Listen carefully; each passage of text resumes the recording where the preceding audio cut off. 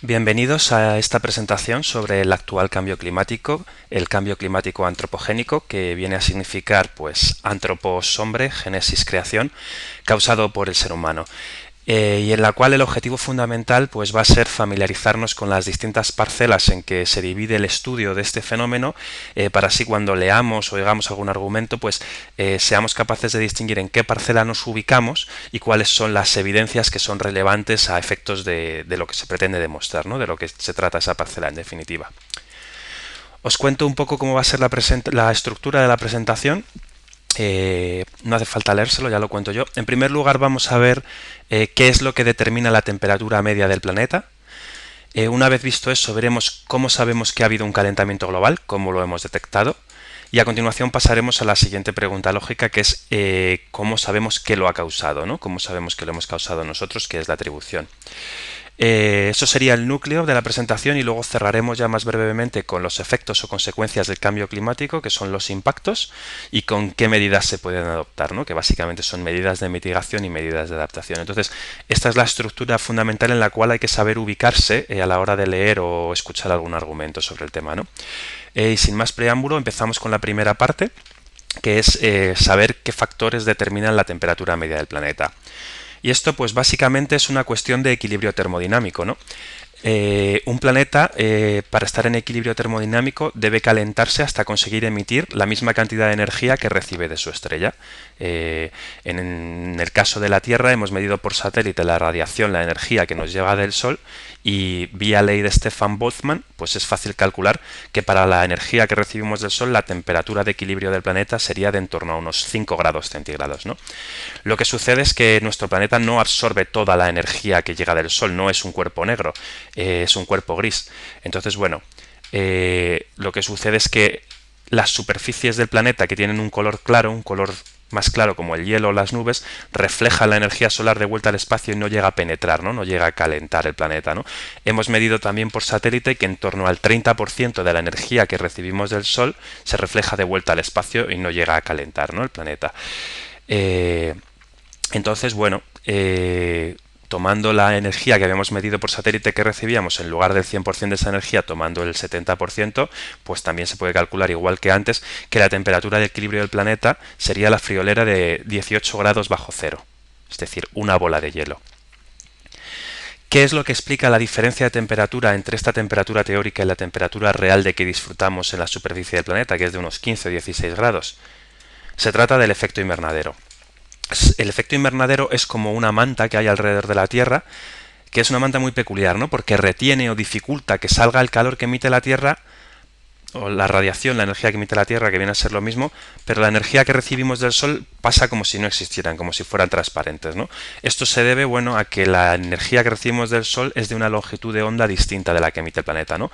El Sol es luz visible, tiene más energía, está más a la derecha en el espectro, y la Tierra emite energía en forma de radiación infrarroja, ¿no? Que es una longitud de onda más larga, está más a la izquierda en el espectro, ¿no? Entonces todos los objetos absorben y radian radiación, energía, en algún segmento del espectro electromagnético, y los gases de efecto invernadero son precisamente aquellos que absorben y radian en el segmento del espectro que emite la Tierra, ¿no? En la radiación infrarroja. Entonces, físicamente, básicamente lo que sucede es que cuando la Tierra se calienta, esa energía no consigue salir, ¿no? Le es más difícil salir por culpa de estos gases de efecto invernadero que absorben y radian de vuelta a la superficie. Entonces la Tierra lo que tiene que hacer es calentarse más, se calienta, digamos, hasta que consiga evacuar la misma cantidad de energía que recibe el Sol. Es decir, al final esto se resume en esta formulita que hay arriba en amarillo y rojo. No fijarse en lo demás, que es el desarrollo teórico del modelo, pero no lo vamos a explicar.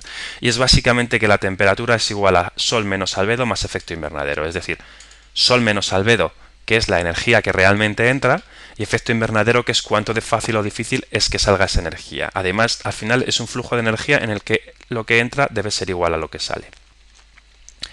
Y esto ya nos permitiría pasar pues al primero de los argumentos escépticos de la presentación, que es que no podemos predecir el tiempo a más de unos pocos días, ¿no? A más de 3 días o así.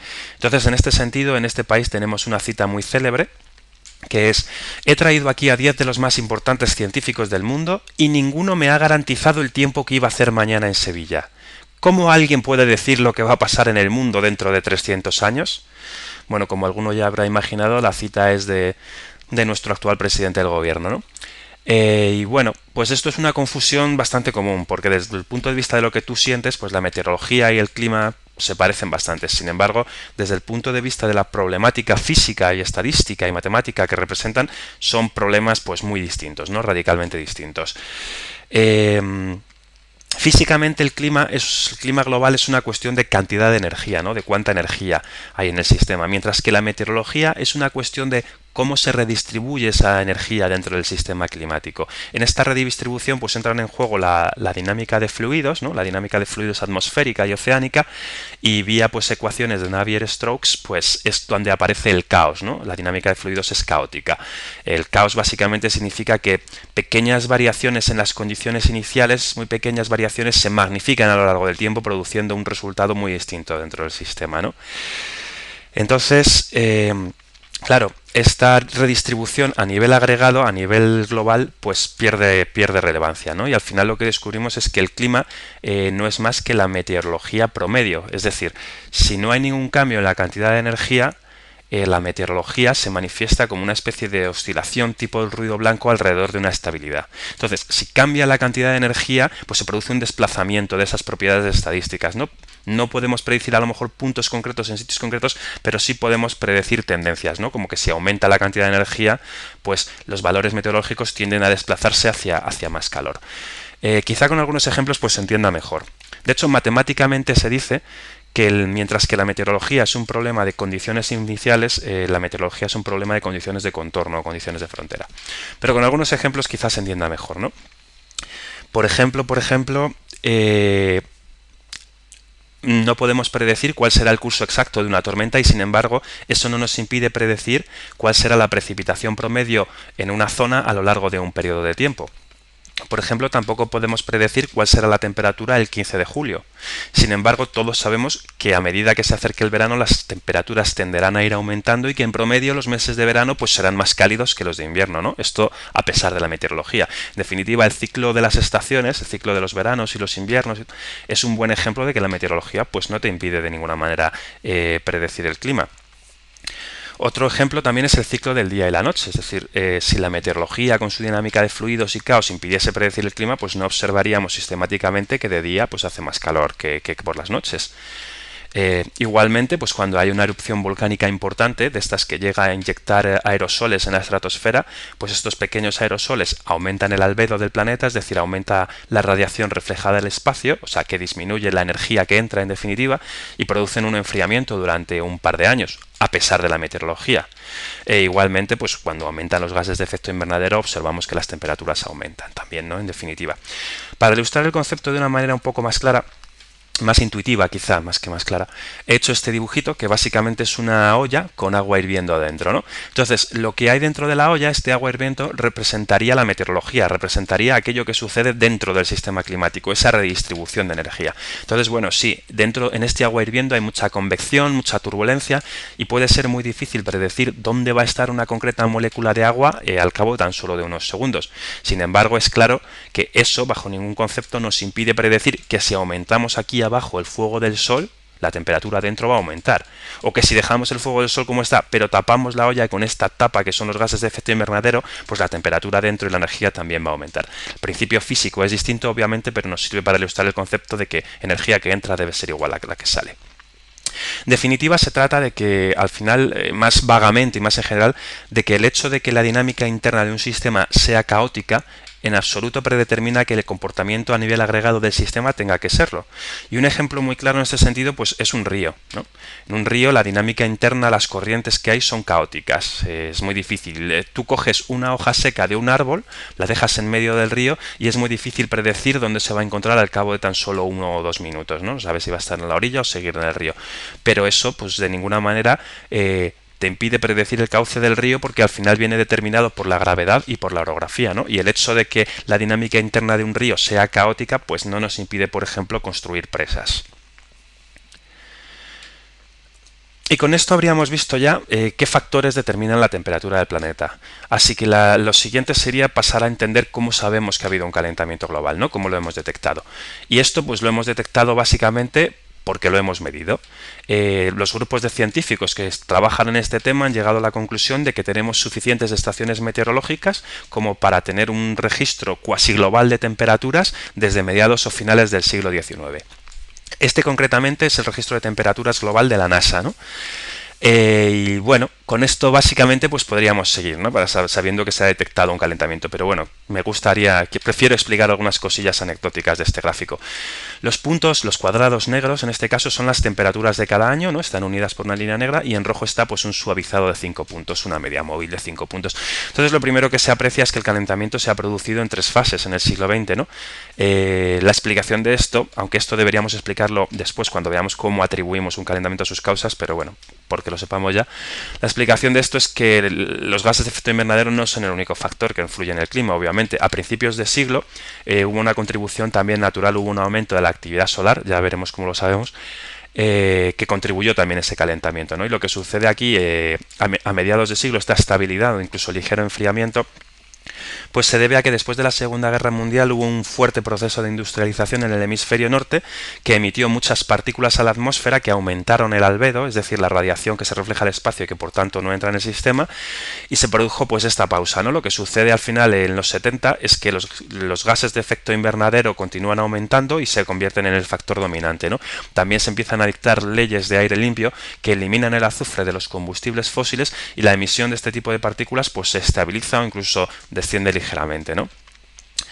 Y bueno, eso sería más o menos lo fundamental. Otra cosa que puede llamar la atención es la magnitud del calentamiento a la izquierda, que son unos 0,8 grados centígrados, ¿no? Acostumbrados a los vaivenes de la meteorología puede parecer poco, pero esto climáticamente pues es mucho, nada más que veamos cómo varía, cuál es la variación meteorológica, ¿no? Anual.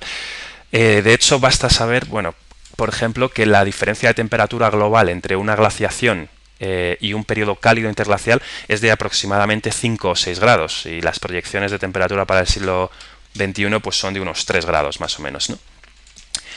Entonces, bueno, hemos visto estas 3 fases del calentamiento que son lo que estadísticamente refleja un cambio en la cantidad de energía, ¿no? Y luego tenemos estas pequeñas oscilaciones que se producen interanualmente. Bueno, eso es meteorología, ¿no? Aquí tenemos que ampliar el concepto de meteorología y en esa variación interanual influye lo que es el intercambio de calor entre la atmósfera y océano, esa redistribución de energía de la que hablábamos, ¿no?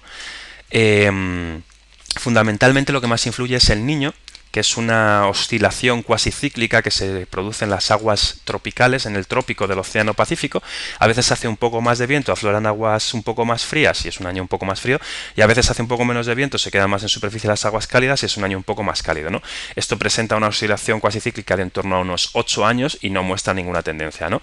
Es lo que decíamos de que si no cambia la cantidad de energía, pues el tiempo tiene esta variación interanual sobre una estabilidad. Pero esto de la meteorología, este intercambio de calor entre océano y atmósfera, esta dinámica de fluidos, pues le da mucho juego a los negacionistas, especialmente cuando hay un año anómalamente cálido, como fue en 1998, ¿no? Que está muy por encima de la tendencia de calentamiento. Lógicamente, pues cuando uno tiene esta tendencia a largo plazo y esta oscilación, este ruido, pues si uno tiene una anomalía muy cálida, es lógico esperar que tarde en volver a superarse esa anomalía, ¿no? Pero esto les da mucho juego para cuando hay una anomalía muy cálida, fijarse en un periodo de tiempo corto, ¿no? Y decir que, bueno, que así a ojo de buen cubero a ellos les da la impresión que desde 1998 pues no ha habido ningún calentamiento, ¿no? El calentamiento se ha detenido. Internet está plagado de citas de este tipo y de hecho es lo que más dicen aquellos que pretenden cuestionarlo, ¿no? Que si no ha habido calentamiento últimamente. Bueno, en primer lugar esto es mentira, ¿no? Si tú trazas la lineal aquí en este gráfico que tenemos en rojo, verás que la tendencia es de calentamiento y que es un calentamiento mayor que el experimentado durante el siglo XX. Sin embargo, pues vamos a verlo esto un poco más en general para que nos valga para cualquier plazo corto que cojan los escépticos, ¿no? Y para ilustrar el concepto vamos a ampliar esta fase más reciente del calentamiento desde 1975. Vamos a eliminar el suavizado rojo y nos vamos a quedar únicamente con los datos. Y lo que tendríamos es básicamente pues algo así, ¿no? Bueno, lo que hay que entender en este sentido es que la temperatura global al final es el resultado de sumar dos cosas. Por un lado, la parte climática, la parte de aumento de la energía, de acumulación de más energía, Y por otro lado, la parte meteorológica o de variabilidad interna, ¿no? Que no presenta ninguna tendencia y que es como una oscilación. Entonces, si sumamos la parte climática y la meteorología interna, la variabilidad, obtendríamos pues algo así, ¿no? Es un modelo simplificado de lo que sucede en realidad con las temperaturas. Simplificado porque, bueno, la parte climática en rojo arriba a la izquierda en realidad no es exactamente lineal, y la parte meteorológica arriba a la derecha pues no tiene esta periodicidad perfecta, ¿no? Como una función seno, sino que se representaría mejor como ruido blanco, pero al final el concepto es el mismo, ¿no? ¿Qué es lo que sucede? Pues que tienes una tendencia de calentamiento a largo plazo y una oscilación meteorológica. Entonces esto les permite a los escépticos, cada vez que hay un máximo relativo, pues fijarse en un corto periodo de tiempo y decir, pues bueno, que si no hay calentamiento, que si incluso si te pones aquí en la parte más baja, que si hay un enfriamiento. De hecho, Libertad Digital ponía en el año 2008, el enfriamiento se acelera. Atención. Entonces, bueno, pues claro, lo que sucede es que cuando te fijas en esto, pues te estás fijando en el ruido en lugar de la tendencia, ¿no? Y a raíz de esto, pues en Skeptical Science hemos hecho un gráfico que ilustra muy bien cómo ven el calentamiento la gente normal y cómo lo ven los escépticos, ¿no? Y es este, en azul, enfriamiento, enfriamiento, enfriamiento, así es como lo ven los escépticos, ¿no? Y como lo ve una persona normal, pues en rojo, ¿no? Que al final lo que hay es un calentamiento a largo plazo. Al final esto es un poco como el fumador que con el cigarro en mano te dice, es muy fácil dejar de fumar, ¿no? Yo lo he hecho un montón de veces, ¿no? Pues esto igual, el calentamiento se está deteniendo constantemente. Esto nos viene muy bien para entenderlo intuitivamente desde un punto de vista técnico más estricto. Lo que se dice es básicamente que las tendencias de corto plazo pues no alcanzan significancia estadística, ¿no? Significación estadística. Aquí tenemos representados pues 5 registros de temperatura, los 3 de la izquierda son de estaciones meteorológicas, los 2 de la derecha son por satélites, y entonces bueno, los puntos, a la izquierda está la tasa de calentamiento detectada, la tendencia detectada, los puntos representarían la tendencia, ¿no? En rojo estaría todo el registro, la parte común, como hay 2 de satélites desde finales de los 70, y en azul, el punto azul reflejaría la tendencia de la última década, que es, como vemos, más baja que la de largo plazo. Lo que sucede es que si tú trazas los márgenes de error, es decir, el intervalo de confianza del 95%, que son márgenes de error de estadístico, de dentro de esta variabilidad, cuánto es la tendencia, con qué error estoy calculando esta tendencia. Pues lo que ves es que los errores se solapan al final, ¿no? Lo que sucede es que la tendencia de corto plazo es indistinguible estadísticamente de la tendencia de largo plazo. Es decir, analizando los datos, simplemente viendo la gráfica, no puedes decir que haya habido un cambio de tendencia. Otra cosa es que tú, desde un punto de vista teórico o desde un punto de vista físico, quieras explicar que crees que ha cambiado el forzamiento y que ha cambiado la tendencia, pero desde el punto de vista de los datos no puedes decir que haya sido así, ¿no? En definitiva, lo que sucede es que con corto plazo pues no puedes decir si ha habido un cambio, y de hecho, como vemos, el margen de error de la última década de hecho se superpone hasta con el cero, es decir, podría ser una tendencia de enfriamiento. Simplemente un corto plazo no te dice nada sobre tendencias climáticas, en definitiva. Entonces, bueno, lo cierto es que hay varias maneras, ¿no?, de obtener un gráfico de temperaturas que sea más climático y menos meteorológico. Voy a comentar 3 maneras muy brevemente porque no es muy importante, ¿no? Una de las maneras es hacer un suavizado, es decir, hallar una media móvil.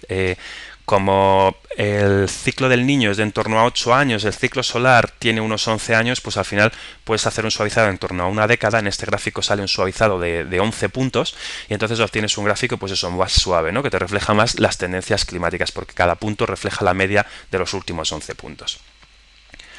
Otra manera pues es eliminar aquello que no te interesa. En este estudio, por ejemplo, eliminaron la actividad solar, eliminaron el niño y eliminaron la actividad volcánica. Entonces, si nos fijamos ya desde 1998, que es este puntito, pues ya no hay siquiera apariencia de estabilidad. Y por último, la manera más interesante o quizá más físicamente correcta, más correcta desde el punto de vista físico, es ser conscientes de que la temperatura en superficie no es más que una pequeña parte del calentamiento, ¿no? La mayoría de ese calentamiento está penetrando en los océanos, es decir, está calentando el océano.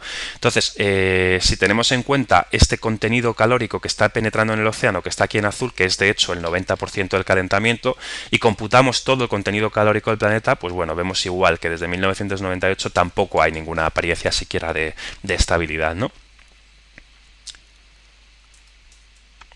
Entonces, esto sería básicamente la estrategia típica que se repite constantemente cada vez que hay una serie de datos, de coger un periodo corto de tiempo y una anomalía que se desvía mucho de la tendencia, ¿no? Y para ilustrar este concepto podemos poner un ejemplo más concreto, que son estos datos. sobre contenido calórico del océano, ¿no? De los primeros 700 metros del océano. Esto es una actualización que han ido sacando en los últimos 3 años, año tras año, en un famoso blog negacionista de Estados Unidos, What's Up With That, en el que pretenden demostrar básicamente que los modelos de la NASA se equivocan, ¿no? Y que los océanos no se calientan. En rojo tenemos... bueno, el gráfico de arriba a la izquierda acaba en 2009, el de arriba a la derecha en 2010 y el de abajo en 2011, ¿no? Son las sucesivas actualizaciones. La línea roja representa lo que según este blog predicen los modelos de la NASA y la línea horizontal pues representa los datos reales de temperatura de los océanos. Claro, la gente se queda impresionada cuando ve esto, ¿no? Y de hecho dicen aquí expresamente, si la media de los modelos continúa separándose de las observaciones, ¿cuántos más años hacen falta hasta que podamos decir que los modelos han fallado? Bueno, entonces lo bueno es que estos datos de temperatura del océano están disponibles online, tú te los puedes bajar en tu casa y con un Excel pues ver cómo han cambiado, ¿no? Entonces podemos analizar este tema por nosotros mismos. Precisamente por eso lo hacen ellos también, ¿no? Y la línea roja es básicamente lo que han hecho es continuar la tendencia de la década anterior, 1993-2003. Esto es porque hablaban de un estudio de la NASA en que comparaban las tendencias de la anterior década observadas con las de los modelos y bueno, básicamente coincidían. Entonces ellos también a ojo de buen cubero lo que hacen es continuar un poco la tendencia que predecían los modelos, ¿no? Entonces lo que nosotros podemos hacer es irnos a los datos de temperatura del océano, de los 700 metros, que es los que han utilizado, del 1993 a 2003, es decir, de la década anterior, y trazar la tendencia, ¿no? Para ver si esa tendencia continúa. Entonces lo primero que hacemos es prolongar esa tendencia. Y entonces ya una vez prolongada la tendencia pues podemos añadir los datos de la última década para ver si, como dicen efectivamente, el calentamiento se ha detenido totalmente y los modelos de la NASA pues están subestimando las temperaturas de los océanos, ¿no? Si añadimos esos datos pues lo que vemos es que no, ¿no? Que el calentamiento no se ha detenido en definitiva. Lo que vemos es lo de siempre, que hay una oscilación de las temperaturas alrededor de una tendencia de calentamiento a largo plazo.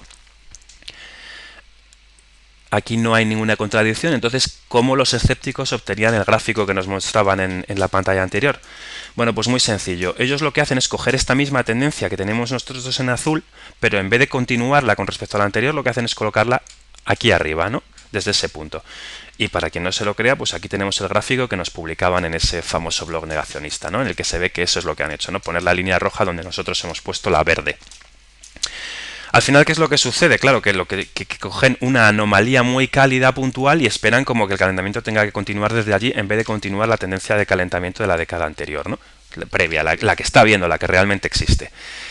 De hecho, si nos fijamos, han cogido el punto que más realmente se aleja de la tendencia. Si cogemos esta tendencia de calentamiento a largo plazo y la ponemos sobre la horizontal y miramos la distancia de cada punto a esa tendencia, veremos que justo el año 2003, que es en el que empiezan ellos, es el año en el que mayor engaño puedes producir de sensación de que no ha habido calentamiento, porque es el año que más cálidamente se desvía sobre la tendencia de calentamiento a largo plazo, ¿no? Y por último, bueno, ver que también si coges hasta finales de 2011, que es la última actualización que han hecho, pues sucede lo mismo, ¿no? Tenemos esta oscilación alrededor de una tendencia de calentamiento, ellos lo que hacen es ponernos la tendencia aquí arriba, porque es donde la habían puesto al principio, y aquí tenemos pues la foto que nos sacaban ellos, ¿no? Para intentar tergiversar lo que realmente está sucediendo con los océanos. Pero bueno, no importa, ¿no? Porque cuando uno pretende negar el tema, pues lo que puede hacer es continuar creando argumentos sin parar y da igual que una y otra vez te demuestren que son falsos, ¿no? Que son mentiras, ¿no? Y otro de los favoritos para intentar negar que haya habido un calentamiento es el tema de la isla de calor urbano o isla urbana de calor, ¿no? Todos sabemos que en las ciudades hace más calor porque, bueno, son materiales que absorben más radiación solar, que luego lo liberan de noche y además, bueno, en las zonas rurales pues se produce evaporación que también refresca, ¿no? Entonces, ya está. Como ha habido un fuerte proceso de urbanización durante el siglo XX y seguramente la mayoría de las estaciones meteorológicas están en ciudades, pues lo que estamos detectando con la temperatura global no es una temperatura, no es una tendencia climática real global, sino que es una especie de microclima que tenemos en las ciudades y que es un proceso, es un calentamiento derivado realmente de la urbanización muy local y que no afecta realmente al clima, ¿no? Así, sin necesidad de comprobar nada ni de hacer ningún trabajo, basta con la imaginación. Entonces, bueno, para analizar este elemento, este factor, pues una herramienta, una de las cosas que podemos utilizar es este mapa de la NASA, ¿no? Que refleja pues la urbanización del planeta, ¿no? De hecho, este mapa lo sacaba en su blog Antonio Uriarte. Antonio Uriarte es probablemente el escéptico más prominente en este país, en España, ¿no? Está jubilado, pero fue catedrático de Geografía Física en la Universidad del País Vasco. Y bueno, básicamente nos presentaba este mismo mapa en su blog como una evidencia palmaria de que las temperaturas estaban contaminadas por la urbanización. De hecho, lo titulaba el IPCC es el panel de expertos de la ONU en cambio climático, decía, el IPCC de noche no ve nada, ¿no? Y venía a decir, le parecía tan obvio que decía, y todavía después de ver este mapa, esta imagen, el IPCC todavía se atreve a decir que el impacto de la urbanización en las temperaturas es despreciable, ¿no? Bueno, pues dos cositas, ¿no? En primer lugar, lo que hay que decir de este mapa es que este mapa no está a escala. Es decir, uno cuando coge un avión y viaja por Europa de noche, no ve todo lleno de lucecitas por todas partes como si fuese un árbol de Navidad, ¿no? Porque en este mapa el 98% de la superficie europea está cubierta de luces. Sin embargo, cuando uno viaja en avión está todo negro. Ve una ciudad de vez en cuando y sigue estando todo negro, ¿no? Eso es porque el mapa no está a escala. Ha sido magnificado para reflejar la urbanización, ¿no? Por ejemplo, en un caso quizá representativo de Europa como es España, la superficie urbanizada es en torno al 2% de la superficie del país. Y estoy incluyendo todo, estoy incluyendo ciudades, estoy incluyendo carreteras, todo tipo de medios de transporte, trenes, estoy incluyendo zonas industriales, estoy incluyendo puertos, estoy incluyendo minas. Realmente lo que se lleva a tierra es la agricultura, ¿no? Que se lleva en torno al 50%, pero eso a efectos de la urbanización, de la isla de calor urbano, pues no es relevante, ¿no?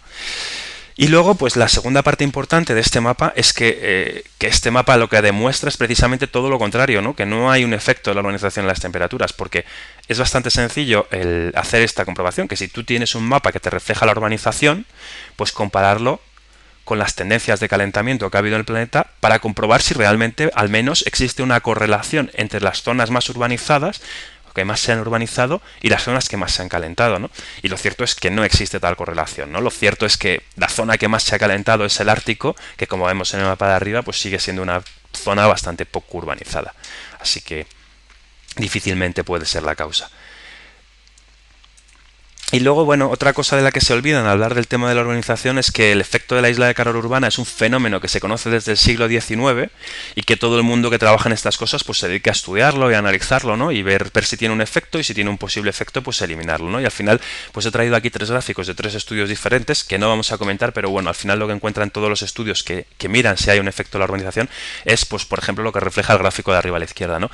Las temperaturas en las ciudades, que son las que están en azul y esa marrón, son más cálidas que las que hay en las zonas rurales, pero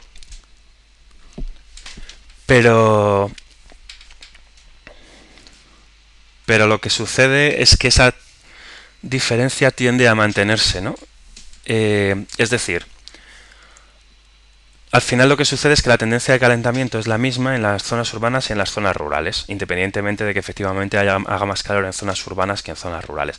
De hecho, una comprobación bastante sencilla es comparar la tendencia de las estaciones rurales, que están clasificadas y las puedes separar, con la tendencia total, ¿no? Y puedes observar que la diferencia pues es mínima y es despreciable. Por eso todos los estudios que la analizan concluyen que no hay un impacto de la urbanización. Cuando hay un impacto, pues se intenta corregir, ¿no? Una estación que ha pasado de zona rural a zona urbana puede verse afectada y lo que se hace es casarlo para que se ajuste a las zonas urbanas, a las zonas sin contaminación, ¿no?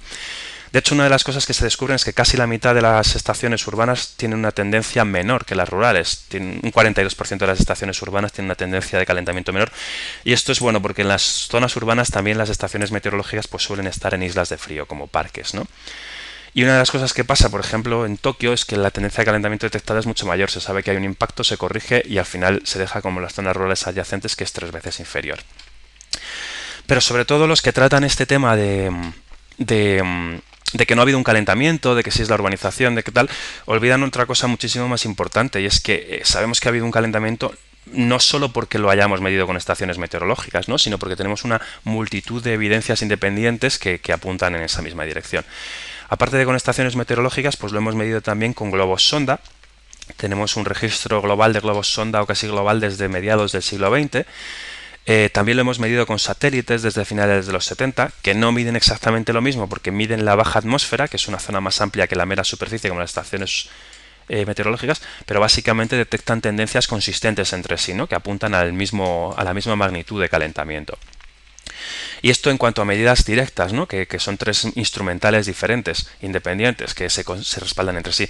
Pero luego tenemos además un montón de evidencias indirectas, como son la pérdida generalizada de hielo en el planeta, ¿no? Estamos hablando de los grandes mantos de hielo de Groenlandia, de la Antártida, estamos hablando del hielo marino ártico, estamos hablando del permafrost.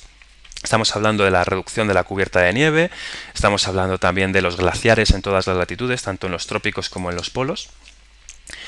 Y bueno, otra de las evidencias indirectas que tenemos son que la gente que se dedica a botánica o a zoología pues está observando que las especies, tanto animales como vegetales, tienden a migrar, están tendiendo a migrar, están migrando a zonas más frías, ¿no? A mayores altitudes en zonas de montaña o a mayores latitudes, es decir, más hacia los polos, ¿no? Entonces, bueno, en Estados Unidos incluso tienen un mapa de plantación del Departamento de Agricultura de resistencia de plantas y lo han actualizado hace unos meses porque efectivamente esa actualización del plan lo que refleja es un calentamiento generalizado de la zona, es decir, han cambiado las recomendaciones de cosas que plantar por los cambios que ha habido en el clima y lo que reflejan es el patrón de calentamiento, ¿no? Entonces, de hecho, esto es bastante irónico, ¿no? Porque aquí hasta un pato sabe que ha habido un calentamiento y que tiene que irse a zonas más frías y un tío con una licenciatura universitaria, 37 satélites, 1000 estaciones meteorológicas todavía pues no lo tiene claro, ¿no? Y otras evidencias indirectas, esto que representamos aquí en el centro, pues son los proxies o testigos geológicos, ¿no? Cuando los científicos quieren saber qué temperatura hacía en el pasado, antes de que tuviéramos termómetros y antes de que estuviéramos midiéndolo directamente, pues utilizan registros geológicos, que son básicamente cosas que hay en la naturaleza que tienen una señal climática, ¿no? Por ejemplo, los anillos de los árboles, su grosor y su densidad, pues reflejan la temperatura y las precipitaciones, ¿no?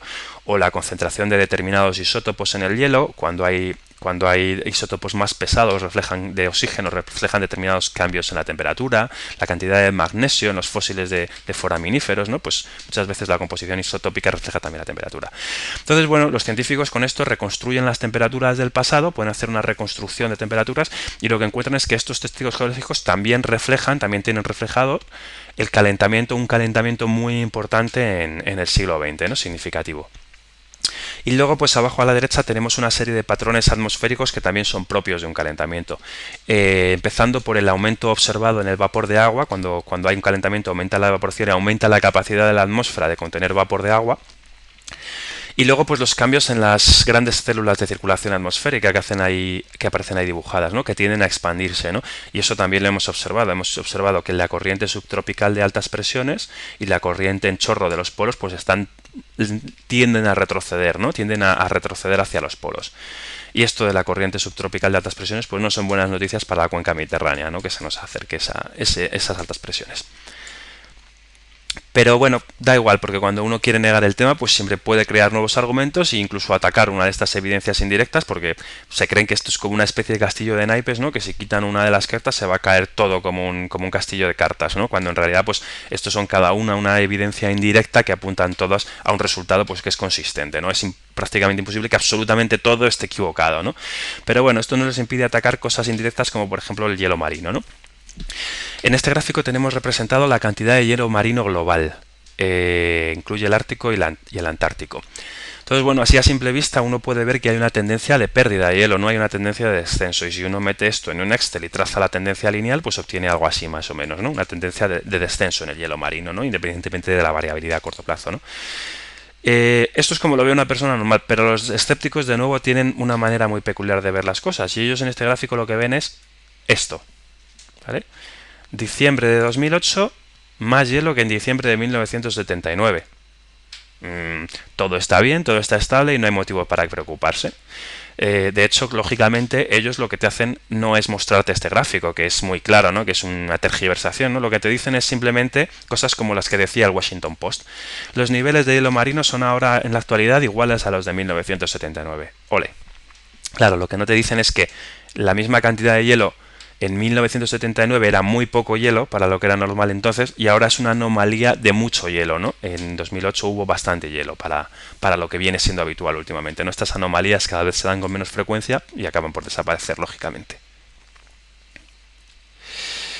Y por último, pues podemos comentar en cuanto al calentamiento el tema del palo de hockey, que es un tema muy técnico y que no quería comentar, pero que bueno, que que creo que había que dedicarle una diapositiva al menos, pues porque es un tema que se ve mucho en Internet, ¿no? El palo de hockey es la reconstrucción de temperaturas del último milenio que se publicó hace ya 14 años, en 1998. O sea, aquello que decíamos de que los científicos utilizan registros fósiles, utilizan proxies geológicos, registros geológicos para reconstruir la temperatura del pasado, ¿no? Entonces, bueno, esta primera reconstrucción que estimaba márgenes de error, aquí sombreados en gris, pues lo que encontró es que en los últimos 1000 años había una ligera tendencia de enfriamiento a largo plazo que se revirtió pues bastante abruptamente en el siglo XX, ¿no? Cuando empezamos a emitir gases de efecto invernadero. Esta ligera tendencia de enfriamiento a largo plazo además es consistente con nuestro entendimiento del clima, porque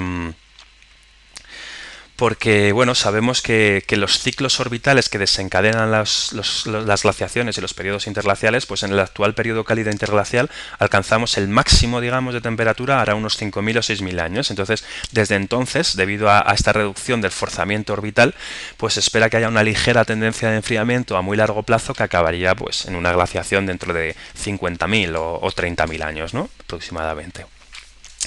Entonces, bueno, esto es un gráfico que es muy impactante y entonces, claro, se convirtió en un icono de aquellos que querían motivar para tomar medidas relacionadas con el cambio climático y en ese sentido, pues claro, se convirtió también en un objeto de ataque de aquellos que pretendían negarlo, que pretendían que no se hiciese nada, ¿no?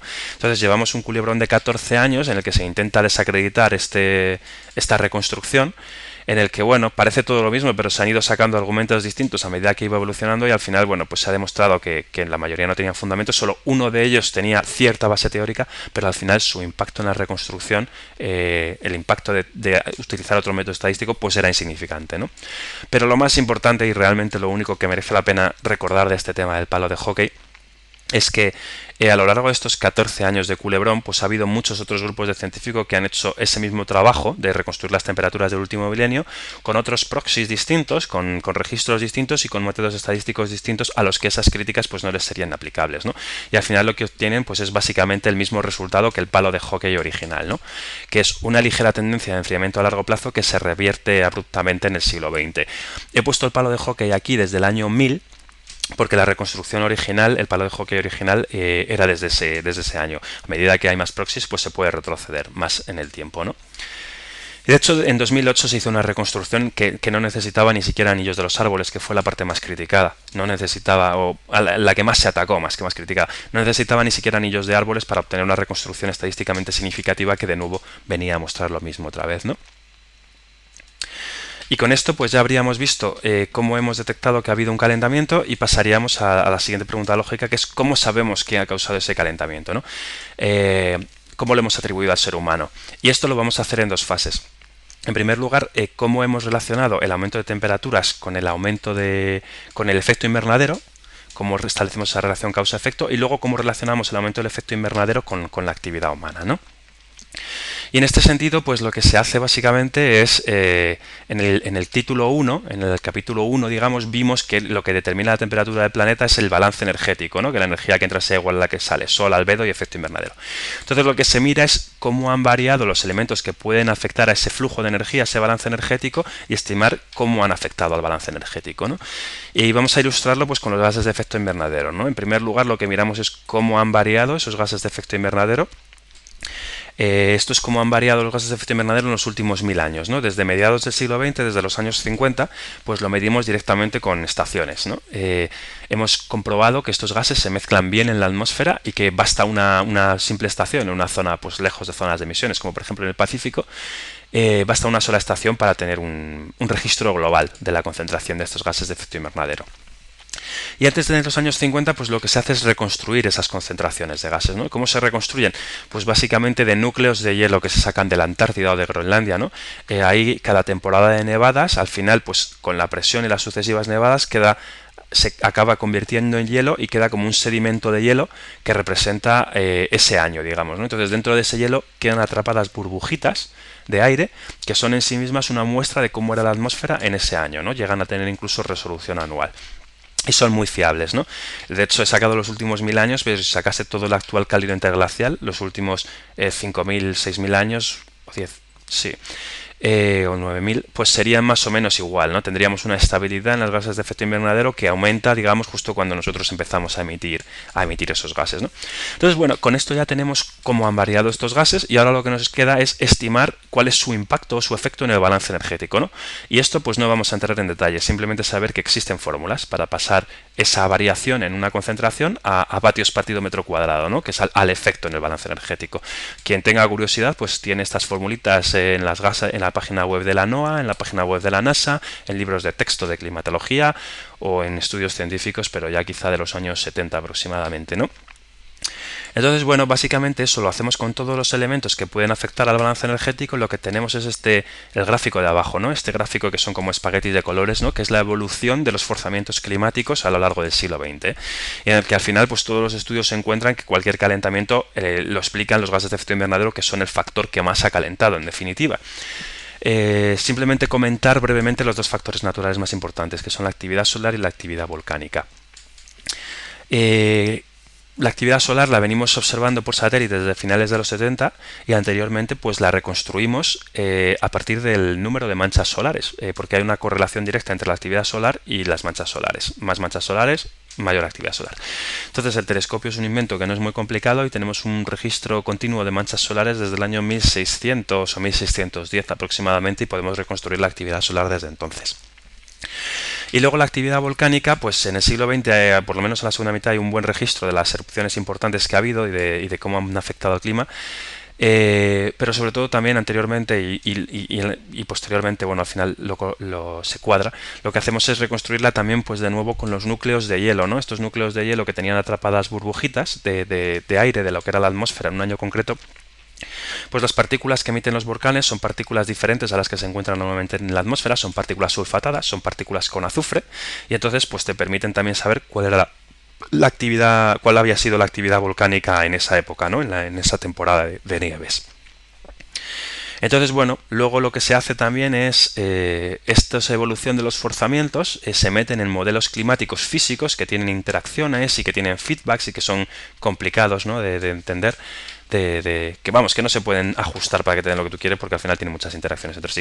Y vemos si lo que obtienes son unas temperaturas que cuadran y que coinciden, ¿no? Con las que hemos observado, con las que hemos medido con las estaciones meteorológicas, ¿no? Y eso es el gráfico de arriba, que básicamente lo que vemos es que sí, ¿no? Que los modelos con estos forzamientos estimados reproducen bien la evolución de temperaturas del siglo XX. Estos son los forzamientos que los he sacado de la Wikipedia, pero porque me parecen más claros, pero bueno, simplemente he traído este otro para que se vea que en los estudios científicos pues sucede lo mismo, ¿no? Esto ya es de un par de estudios científicos. En rojo están los gases de efecto invernadero y en azul los gases de efecto invernadero junto con otras cosas, ¿no? Long-lived greenhouse gases. Ahí abajo en marrón, por ejemplo, estaría la variación de la actividad solar. Entonces, vale, eso sería, digamos, una evidencia principal, pero luego hay una serie de evidencias no indirectas, sino de patrones que son propios del efecto invernadero y que excluyen otras posibles causas del calentamiento, ¿no? Que son las llamadas fingerprints, las huellas del efecto invernadero en el calentamiento. En primer lugar, pues el calentamiento es global, ¿no? No hay tantos factores que puedan causar un calentamiento a nivel global. Por ejemplo, si estuviese relacionado con la variabilidad interna, pues seguramente observaríamos algún tipo de patrón regional relacionado con los océanos o con lo que fuese, ¿no? Los inviernos se están calentando más rápido que los veranos. Esto es propio del efecto invernadero e inconsistente con la actividad solar, ¿no? Que deja sentir su efecto fundamentalmente en verano y que lo que se produce en invierno pues es una pérdida de calor que se dificulta por el efecto invernadero. Los inviernos en el hemisferio norte es los estudios que he visto, pero supongo que en el hemisferio sur es igual. Un calentamiento más rápido también de noche que de día. Otra vez lo mismo, si estuviera relacionado con la actividad solar sería al revés, se observaría más calentamiento más rápido de día.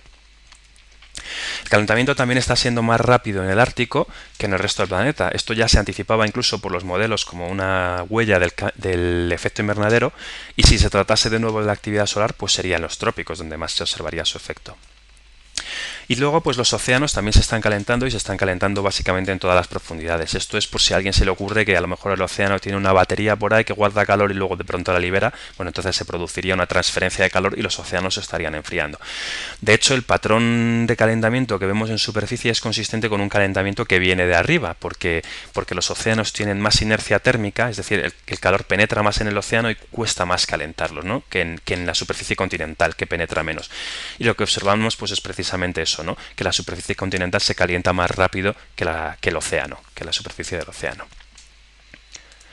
Y luego, pues en la atmósfera también hay una serie de patrones que son propios del efecto invernadero. Fundamentalmente se está produciendo un calentamiento en la baja atmósfera, en la troposfera, pero se está produciendo un enfriamiento en la alta atmósfera, en la estratosfera. Esto es propio de un calor que queda retenido abajo e inconsistente con un calor que viniera del Sol que calentaría por igual todas las capas de la atmósfera, ¿no? Otros efectos que los estudios han encontrado que son propios del efecto invernadero es la manera en la que está aumentando el vapor de agua y la elevación de la tropopausa, por ejemplo, el cambio en el grosor de algunas capas de la atmósfera también.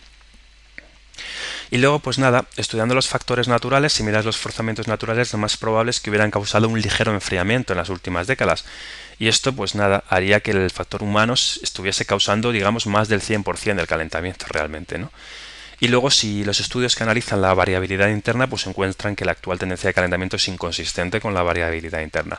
Y quizá las huellas más importantes, ¿no? Las evidencias empíricas más importantes sean la primera, que hemos medido por satélite que la cantidad de radiación que emite el planeta que consigue escapar al espacio se está reduciendo, se ha reducido precisamente en la longitud de onda que atrapan estos gases de efecto invernadero, que son los que han aumentado y que son precisamente los que nosotros emitimos, ¿no?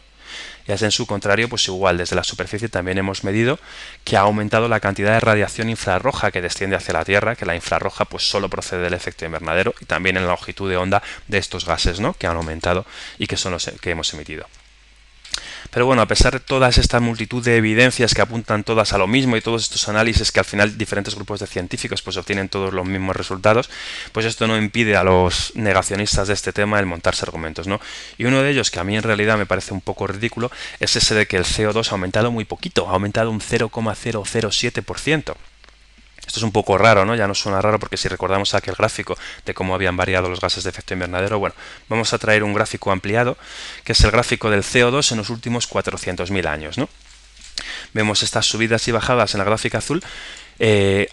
En periodos fríos, en glaciaciones hay menos CO2 y en periodos cálidos, en cálidos interglaciales, pues hay más CO2, ¿no? Entonces tenemos aquí abajo las glaciaciones y arriba los interglaciales, y ahí a la derecha en verde pues tenemos nuestro actual periodo interglacial y vemos cómo ha aumentado en el siglo XX la concentración, ¿no?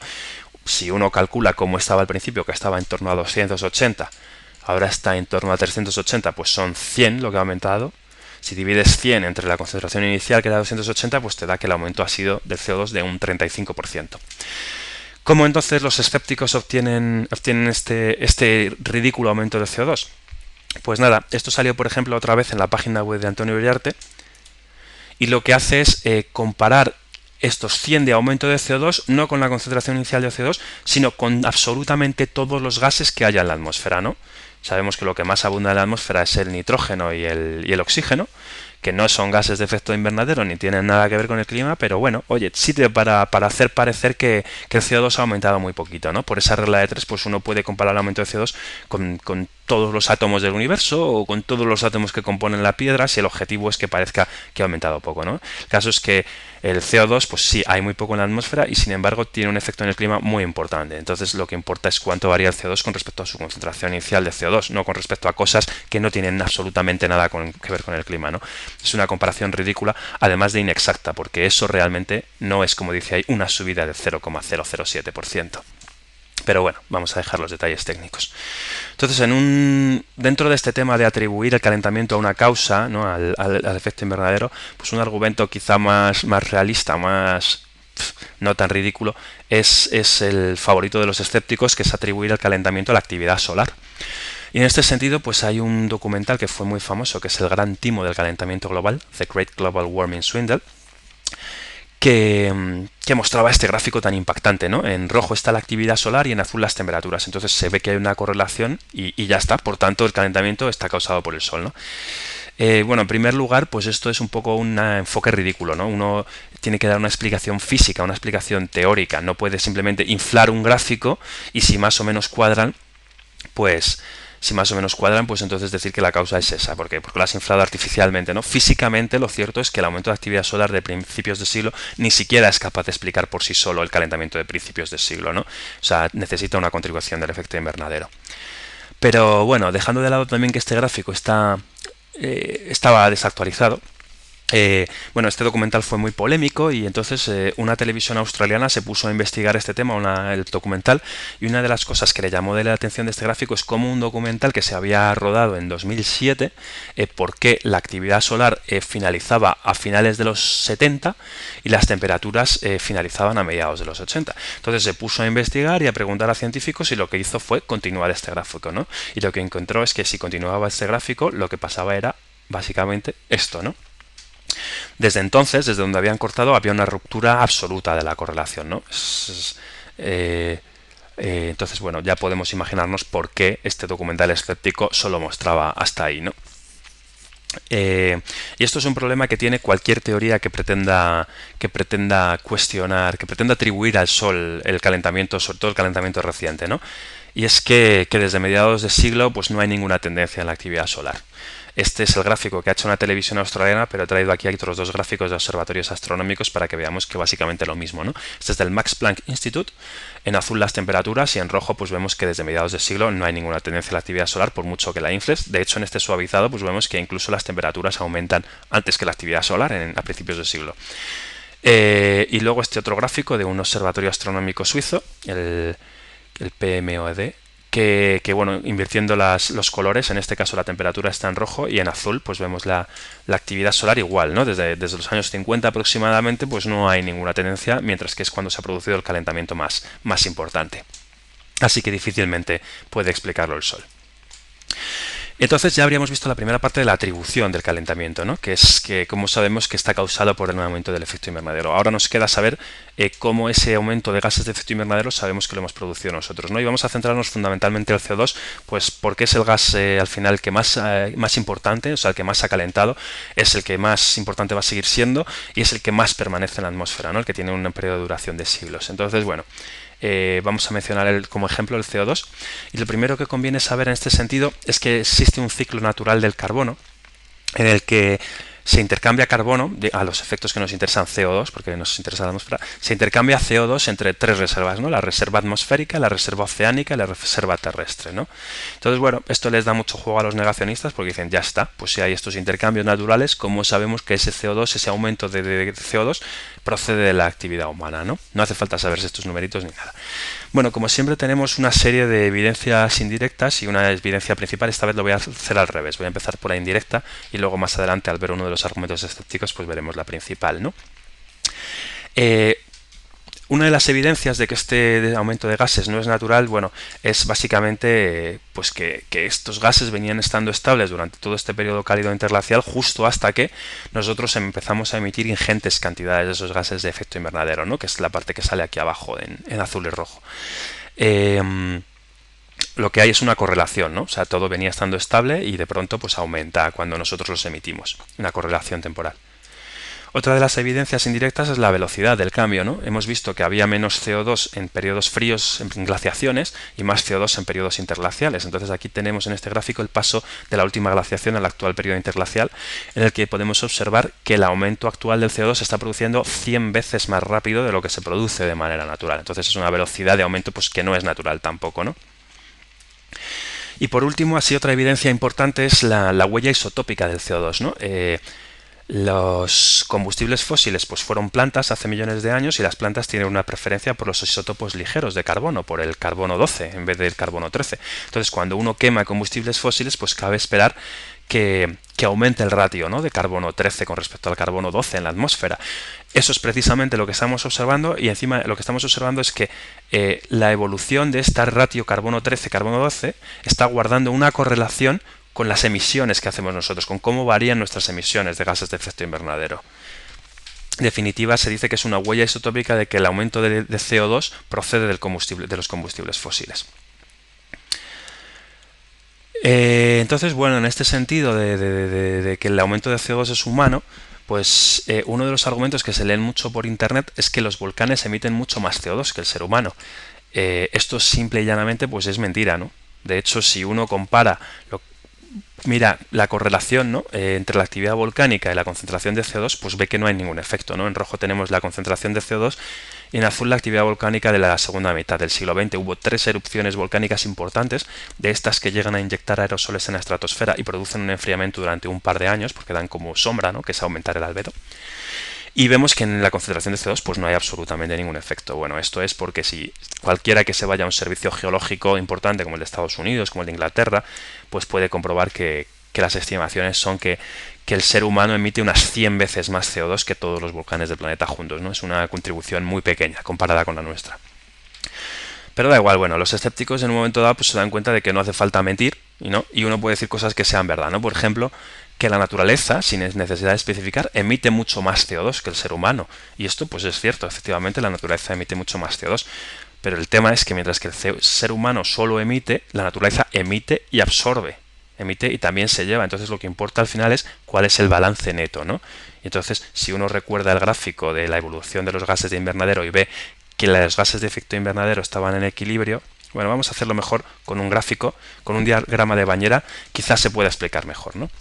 Tenemos esta bañera y dentro tenemos este agua, ¿no? Que representa el CO2 en la atmósfera. Entonces este grifo y este desagüe representan las aportaciones de la naturaleza. La naturaleza aporta CO2 y también chupa CO2. Entonces cuando uno ve un gráfico de gases de efecto invernadero y ve que estaban estables durante todo este periodo interglacial antes de que empezasen nuestras emisiones, eso básicamente lo que significa es que la naturaleza está metiendo lo mismo que saca. Es decir, por mucho que meta, si saca lo mismo, esto pues está estable, lógicamente. Entonces, si ahí hay un equilibrio, en cuanto uno añade el grifo humano, por muy poquita cantidad que añada, está desequilibrando ese equilibrio, ¿no? Entonces el aumento se debe a esta aportación extra, ¿no? Que estamos metiendo pero no sacamos nada, ¿no?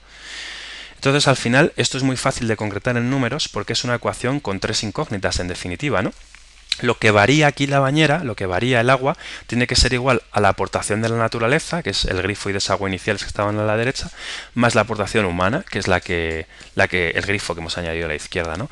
Entonces, bueno, resulta que conocemos dos de esas incógnitas. Conocemos lo que ha variado el CO2, que es la V, que es lo que explicábamos con el gráfico aquel de los gases de efecto invernadero, y además conocemos lo que hemos emitido, y lo conocemos pues porque tenemos estadísticas y registros de generación y consumo energético de los países, y hay pues científicos que se dedican a revisar todas las estadísticas y a hacer una estimación de cuánto se ha emitido, cuánto hemos emitido cada año, ¿no? de gases de invernadero.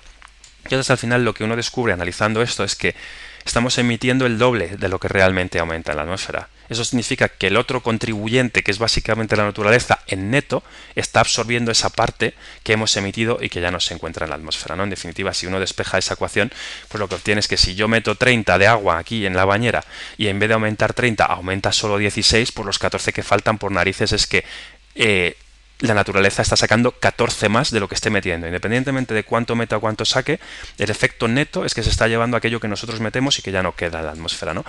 En definitiva, como la diferencia es tan enorme, es decir, emitimos el doble de lo que realmente aumenta, pues sabemos que no es una cuestión de márgenes de error y que lo que sucede es, pues bueno, si cogemos el anterior gráfico y lo sacamos ya con los valores totales, lo que sucede es que la naturaleza absorbe más de lo que emite, ¿no? Se está llevando parte de lo que estamos emitiendo.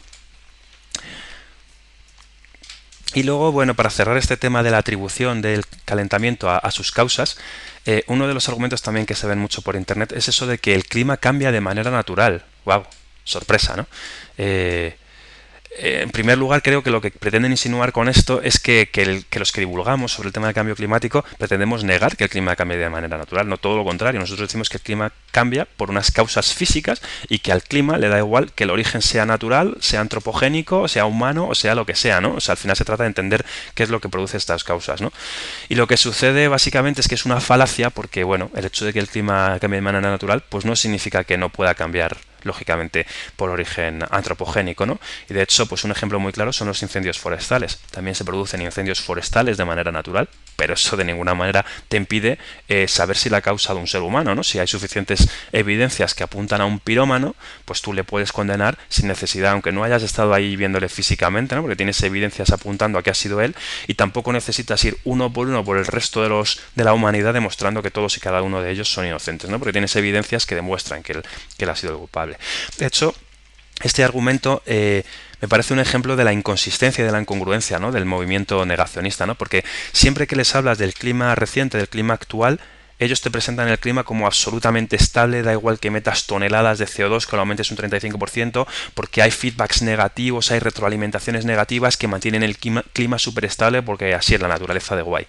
Sin embargo, cuando hablas del clima del pasado, del paleoclima, ¿no?, del clima reconstruido, entonces sí. Entonces el clima cambiaba un montón, la naturaleza, vamos, en cuanto había un pequeño cambio, cambiaba muchísimo el clima, y al final lo que se nota es que tienen un prejuicio, ¿no?, por el cual si es la naturaleza, entonces sí el clima cambia mucho, y si es el hombre, entonces no, el hombre no puede cambiarlo, ¿no? Lo que dice cualquiera que sepa esto es que lo que importa es conocer las causas, y que da igual si la causa física la está metiendo el ser humano o la está metiendo la naturaleza, ¿no? Que es al final de lo que se trata, de entender qué causa el qué. Con esto habríamos cerrado ya el bloque fundamental de la presentación, ¿no? El equilibrio energético del planeta, cómo funciona y cómo detectamos y atribuimos el calentamiento. Pero bueno, la cosa se quedaría un poco coja si no mencionamos estas dos últimas cosas, ¿no? Los impactos y la mitigación y adaptación. Empezando por los impactos, ¿no?, que son las consecuencias o los efectos del calentamiento. En primer lugar, pues lo que hacemos es, como los modelos hacen un buen trabajo con las temperaturas del siglo XX, pues los utilizamos para proyectar qué puede pasar, ¿no?, en el próximo siglo, en el siglo XXI. Entonces, en función de diferentes escenarios de emisiones, pues hacemos una estimación de cuál puede ser el calentamiento, ¿no? Y aquí tenemos tres diferentes escenarios de emisiones, y bueno, lo que destaca, lo que salta a la vista es que, independientemente del escenario, pues el calentamiento es muy significativo, mucho más importante que el que ha habido en el siglo XX.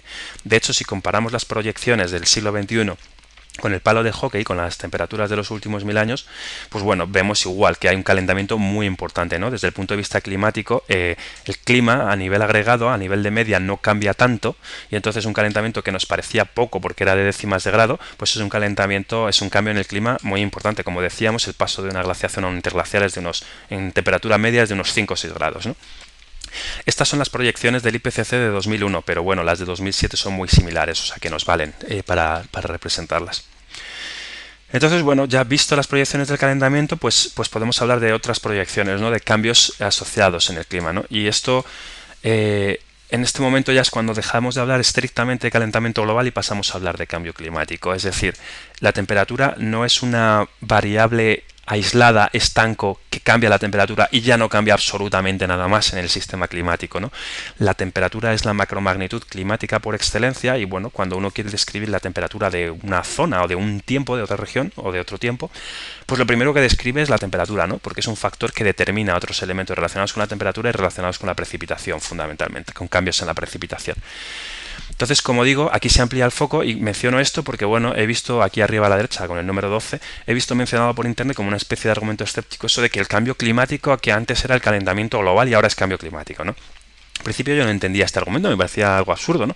Y resulta que se refieren a que alguna mente maquiavélica ha decidido que cambio climático es un nombre que da más miedo, y que lo que antes era un calentamiento global, pues lo han cambiado el nombre y ahora se llama cambio climático, ¿no? Pues esto es una tontería. O sea, no son exactamente lo mismo. El cambio climático es un concepto más amplio que engloba el calentamiento global, pero incluye otros fenómenos, ¿no?, fundamentalmente meteorológicos, pero con carácter general se utiliza para referirse a todas las consecuencias derivadas del calentamiento que se está produciendo. Entonces, bueno, son muchos los impactos, y vamos a hablar solo de los más relevantes, quizá de los que están más claros, ¿no?, de los más físicos, de los menos sociales, ¿no? Y en ese sentido, el primer impacto más importante y más claro es el aumento del nivel del mar. Cuando hay un calentamiento, el nivel del mar aumenta por dos motivos. El más conocido es el aporte del deshielo. Es fundamentalmente del hielo que está sobre superficie continental, ¿no? Porque el hielo que flota en el mar, pues ese no aporta nada. Por principio de Arquímedes, desplaza la misma cantidad de agua que el volumen que ocupa, y al final pues se derrite y ocupa lo mismo. Es el hielo continental. Y el otro factor muy importante, que normalmente no es tan conocido, es la expansión térmica del agua, ¿no? Todos los objetos, cuando hace más calor, se dilatan. O sea, concretamente los líquidos tienen un coeficiente de expansión volumétrica que me parece que es como 10 veces mayor que el de los sólidos. Es decir, hay más energía cinética en sus moléculas, aumenta su separación y ocupan más volumen. Como el océano pues tiene en el fondo marino, y en los lados en la plataforma continental, pues su expansión solo se puede producir por arriba, ¿no?, por la superficie. Y como somos tan pequeñitos comparados con la cantidad de agua que hay en el océano, que es inmenso, pues podemos percibir esa expansión como un aumento del nivel del mar, y de hecho es una contribución importante, ¿no? Entonces, bueno, el nivel del mar ha aumentado unos 20 centímetros en el siglo XX y se proyecta que para el siglo XXI aumente en torno a 1 metro. Y esto pues afectaría básicamente a unos 100 millones de personas en el planeta que viven en zonas costeras bajas, fundamentalmente en el sudeste asiático, pero también pues, en atolones del Pacífico, en zonas de Países Bajos, por ejemplo, ¿no? Y es el impacto quizá más importante. Y luego podemos hablar de los impactos relacionados, de los efectos relacionados con la meteorología. Que es ya donde estrictamente estaríamos hablando de cambio climático. Y lo he dividido básicamente en temas de temperatura y temas de precipitación, ¿no?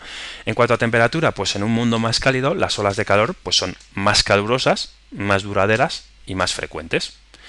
Lógicamente, en un mundo más cálido y con más olas de calor, pues se producen más incendios, que es un fenómeno pues con el que desgraciadamente estamos muy familiarizados en este país, ¿no? Y luego relacionado con la temperatura, he mencionado aquí hipertermia, que es un estudio que se publicó, es un ejemplo de baja probabilidad de alto impacto, ¿no? Este estudio encontraba que en un calentamiento global de unos 6 grados, para que nos hagamos una idea, 6 grados es lo que se proyecta en el peor de los escenarios, con la peor de las incertidumbres para finales del siglo XXI, ¿no? Es decir, muy improbable, pero oye, posible, plausible. Con un calentamiento de unos 6 grados se crearían pequeñas zonas en el planeta donde la disipación del calor metabólico del ser humano se devendría imposible. Entonces pondría en tela de juicio la habitabilidad. O sea, probablemente no se podría habitar en estas zonas directamente, ¿no? Bueno, pues lo que apunta este estudio es que si el calentamiento, a medida que aumenta el calentamiento, esas zonas se expandirían y un calentamiento que llegase a 11 grados, por ejemplo, 11 grados, de nuevo, es un escenario pesimista con la peor de las incertidumbres, pero para dentro de 200, 300 años, que ya pues es más difícil predecir porque nuestras observaciones son fundamentalmente de en torno a un siglo, ¿no? Las observaciones más fiables. Bueno, pues si el calentamiento llega a 11 grados, estas zonas inhabitables abarcarían a la mayoría de la población mundial actual. Entonces, pues baja probabilidad pero alto impacto. Y luego en la temperatura he puesto aquí también, entre interrogaciones, inviernos más fríos en latitudes medias del hemisferio norte, que puede sonar paradójico, ¿no? Lo he puesto entre interrogaciones porque es una hipótesis pues un poco especulativa todavía. O sea, se han publicado varios papers, varios estudios científicos apuntando a esta posibilidad, ¿no? Con cierto contenido teórico, pero bueno, todavía es muy pronto para saber si esto realmente va a ser así. Entonces, básicamente la teoría es que la pérdida de hielo en el Ártico, la pérdida de hielo ártico produce cambios en los patrones de circulación atmosférica, fundamentalmente la corriente en chorro se estrangula más y se ralentiza, que favorecen en invierno los desalojos de masas de aire frío del Ártico pues eso, a latitudes medias del hemisferio norte, ¿no? Entonces, bueno, esto es especulativo, pero me gusta ponerlo como un ejemplo de que algo que para los escépticos es de por sí una evidencia de que no hay ningún calentamiento, porque un invierno de pronto hace frío, de que no ha habido calentamiento global, no solo no es inconsistente con un calentamiento global, porque sabemos que existe la meteorología, que existe la dinámica de fluidos y que puede haber desalojos del Ártico, sino que además pues puede llegar a ser consecuencia de, ¿no? Al final se trata de entender realmente cuáles son las causas de aquello de lo que estás hablando, ¿no? Y no de inventártelas. Y luego los cambios en la meteorología relacionados con la precipitación, pues el cambio más importante es un aumento en la intensidad de las precipitaciones, ¿no? Como decíamos antes, cuando hay un calentamiento, aumenta la evaporación, aumenta la capacidad de la atmósfera de contener vapor de agua y aumenta el vapor de agua. Es algo que ya estamos observando y que de hecho pues varía guardando una correlación con la variación de temperatura interanual, ¿no? Entonces, cuando hay más vapor de agua y condensa y precipita, pues lógicamente cae más agua, que es al final de lo que se habla con intensidad y cantidad de precipitación, se mide por cantidad de agua que ha caído, ¿no? Y esto pues lógicamente afecta a las tormentas tropicales, que son los huracanes, ¿no? Al final el motor de un huracán es el calor del océano y cuanto más caliente está, pues más intenso es el huracán. Curiosamente, probablemente el número de huracanes se reduzca porque el calentamiento produce una cizalladura vertical del viento, un cizallamiento del viento que dificulta la formación. Lo que sucede es que una vez que se forman, pues es más fácil que sean más intensos, ¿no? Y en definitiva se espera un aumento de los huracanes fuertes, ¿no? De los huracanes de gran intensidad. De hecho, esto ya se está observando. O sea, es difícil atribuir las tendencias con el corto plazo de observaciones que tenemos ya directamente al cambio climático, pero es un fenómeno que hay indicios y que tiene una base teórica, ¿no? En definitiva. Lógicamente, en un mundo en el que precipita más, pues hay más problemas con las inundaciones también, que es un problema recurrente en algunas zonas, especialmente problemático en zonas en las que además, pues costeras, ¿no? Porque ha habido un aumento del nivel del mar y encima precipita más, ¿no? Y luego también, pues se espera que aumenten las zonas afectadas por sequía. Esto es debido básicamente pues a que aunque se produce un aumento de la precipitación, el aumento de precipitación, lo que sucede es que el calentamiento digamos, intensifica el ciclo hidrológico global. Entonces, al final lo que sucede es que las zonas húmedas se vuelven más húmedas y las zonas secas se vuelven más secas, lo que los ingleses llaman the wet wetter, the dry drier. Aumenta la precipitación en zonas ecuatoriales, en zonas del trópico y en altas latitudes, es decir, en zonas cercanas a los polos, y disminuye en zonas subtropicales, digamos, en latitudes medias, en zonas subtropicales. Lo que sucede es que se expanden las células de altas presiones, ¿no? Y ocupan más superficie, ¿no? Al final, aunque neto precipita más, pues lo que sucede es que precipita más, pero más concentrado, ¿no? Y menos frecuente. Y bueno, sobre todo esto de la sequía nos afecta mucho en la cuenca del Mediterránea, porque tenemos el cinturón de altas presiones justo debajo, en la zona del norte de África, y si se expande, pues con altas presiones se sabe que precipita menos, ¿no? Y esto pues nos llegaría a afectar pues eso, a la cuenca mediterránea, en definitiva. Otro impacto muy importante es la acidificación de los océanos. Esto no está relacionado con el calentamiento, sino que se produce por una reacción química. Y es que eso que decíamos de que el CO2 lo absorbe la naturaleza, pues fundamentalmente lo absorben los océanos, ¿no? Se produce una disolución de CO2 en los océanos. Esta disolución, a su vez, produce una reacción química que lo que hace a la postre es reducir la cantidad de carbonato cálcico en el océano, ¿no? Y hay muchos seres marinos pues, que necesitan ese carbonato cálcico para construir su exoesqueleto mineral. Estamos hablando de seres marinos pues, como los corales, por ejemplo, que forman el ecosistema de muchos seres vivos, ¿no? En el océano. Estamos hablando también de muchos tipos de fitoplancton, que al final son también la base de la pirámide alimenticia. Entonces, bueno, se espera que con el efecto combinado de una disminución de carbonato cálcico y un aumento de temperaturas, pues que está siendo bastante rápido, pues que se reduzca la población de este tipo de animales que son claves, ¿no? En los ecosistemas marinos. De hecho, pues probablemente en los próximos siglos presenciarán los niveles más altos de acidez en el océano que haya vivido cualquiera de las especies que habitan el planeta, y la acidificación está siendo 100 veces más rápida, ¿no? De lo que venía siendo en los últimos pues miles o decenas de miles de años. Y luego, bueno, vamos a saltarnos estos efectos que quizá pueden ser un poco más especulativos, ¿no? Del agua relacionado con la sequía y con el problema de la pérdida de glaciares en zonas que dependen del deshielo estacional para su alimentación, o temas de salud, incluso de economía, y vamos a hablar simplemente de la biodiversidad, ¿no? La biodiversidad, el tema es que uno tiende a asociar el calorcillo con biodiversidad, ¿no? Porque uno va al trópico, hay mucha biodiversidad y lo asocia con que hace calor, ¿no? Bueno, en realidad lo que favorece la biodiversidad no es el calor, sino una temperatura estable, ¿no? Que es lo que sucede en el trópico. En el trópico hay poca diferencia de temperaturas entre el invierno y el verano, y eso es lo que favorece esa biodiversidad. De hecho, hay un estudio publicado en la revista de la Academia de Ciencias Británica, la Royal Society, que analiza los datos paleontológicos, va buscando una correlación, ¿no? Mira todos los registros fósiles de que dispone y los registros, los proxies de temperatura, e intenta hallar una correlación entre la biodiversidad y la temperatura. Y lo que encuentra precisamente es una correlación inversa, que periodos cálidos se corresponden con periodos de baja biodiversidad y de altas tasas de extinción, y viceversa, que periodos fríos pues tienen más biodiversidad, ¿no? Es un estudio que a mí me resultó muy curioso. Quien quiera la referencia pues se la puedo dar a demanda, ¿no? Entonces, bueno, quizá más importante que la magnitud del cambio es la velocidad del cambio, ¿no? Y que el calentamiento, pues en términos geológicos, está siendo bastante rápido, y esto limita las posibilidades de adaptación de los seres vivos. Y luego que el factor del calentamiento, el cambio climático, pues se está sumando a muchas otras presiones que ya tienen los seres vivos, ¿no? Quizá el cambio climático en sí no sería a lo mejor un factor determinante, pero el problema fundamental es que los seres vivos tienen por la urbanización y por la agricultura, pues tienen absolutamente fragmentado su hábitat, y esto pues les dificulta el mecanismo básico de adaptación a un cambio climático, que es la migración, ¿no? Y esto mismo pues nos sucede a nosotros, ¿no? Un problema al final que tenemos con el problema de los impactos con respecto al ser humano es que el mecanismo tradicional para adaptarse a un cambio climático es migrar. Y entonces, bueno, en un mundo con fronteras, en un mundo superpoblado como el que vivimos, pues la migración no es una posibilidad tan fácil, sobre todo en un mundo en el que además tenemos cantidades ingentes de riqueza invertidas pues en bienes inmuebles, ¿no? Que no podemos abandonar alegremente. Y bueno, sí que es verdad que habría algunos impactos positivos. Por ejemplo, probablemente mejoraría la agricultura en altas latitudes, en zonas cercanas a los polos, donde casi no vive nadie, pero bueno, en zonas de Siberia probablemente la agricultura mejoraría. El deshielo en el Ártico pues probablemente abrirá nuevas rutas comerciales, ¿no? Por el norte, pero al final lo que sucede es que las evaluaciones de impactos lo que concluyen es que claramente los efectos negativos superan con creces a los positivos, ¿no? Y por eso pues se destacan fundamentalmente los efectos negativos. En este sentido de los impactos, otro argumento que se ve mucho por internet es eso de que el CO2 no es tóxico, ¿no? Y que es como que lo califican como contaminante y no es tóxico, ¿no? Es un gas que tú respiras y viene muy bien para las plantas, ¿no? Vale, sí, no es tóxico como la mayoría de los efectos y consecuencias e impactos que hemos hablado, ha estado hablando del cambio climático, ¿no?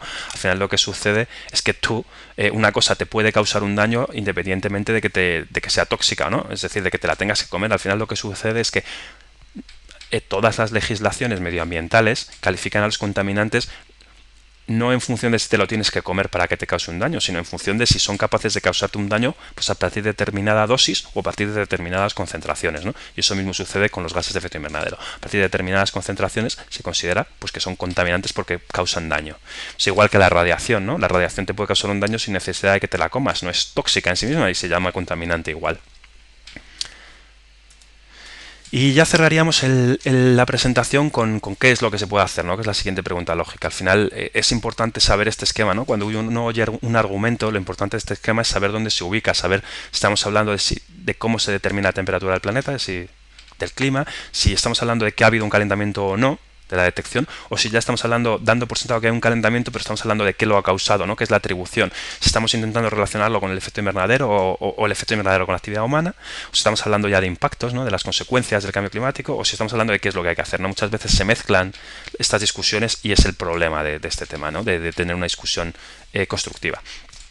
Tema de políticas que se pueden seguir, pues necesitamos saber un par de conceptos previos. Y uno de esos conceptos es que el cambio climático es irreversible.